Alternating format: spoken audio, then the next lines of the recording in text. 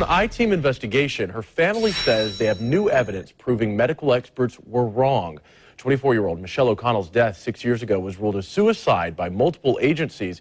But after having her remains exhumed this past January, her mother says new evidence should get her daughter's case reopened. Patty O'Connell spoke with our own Joy Purdy about the findings. It's an I-team investigation in conjunction with our partners at Crime Watch Daily. I really think this is the end of the story. Patty O'Connell calls her excitement a renewed confidence now that she has what she calls new evidence in her daughter's death. 24-year-old Michelle O'Connell's family has fought for years to prove their suspicions. They say she was killed 6 years ago by her then boyfriend, Jeremy Banks, a St. Johns County Sheriff's deputy. Keep saying, you don't have anything, you don't have anything, you have nothing, you know.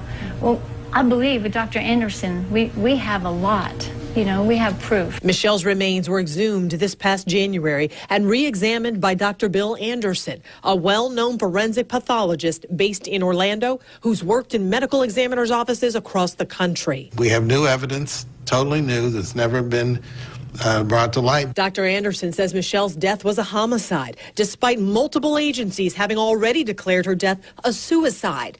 He says blunt force trauma to her mandible, her jawbone, fractured it, incapacitating her before she was shot by someone else. We are the ones that discovered the fracture only basically at the second autopsy. So all of those people that were making the assumption this was a suicide were unaware of the existence of the fractured mandible.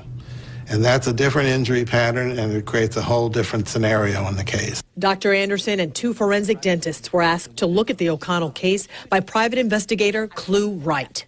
They were kind of hesitant at first to do this, but they agreed to do it, and they agreed to do it for free. Wright has also donated his services to help the O'Connell family find even more of what he calls ignored evidence, including crime scene photos showing a bloody shirt, a gun holster, along with a black medical glove found on her boyfriend's car. All items Wright says could also help reopen the case. I think if them pieces of evidence were gathered that night and tested, we wouldn't be sitting here today, and that case would have been solved that night. It's renewed hope for O'Connell's mother, whose determination, she says, is fueled by her granddaughter, just 4 years old when her mom died. I hope that we will get justice. Because we have a chance now to get our point across and get justice for Michelle. If you believe you're right, never give up.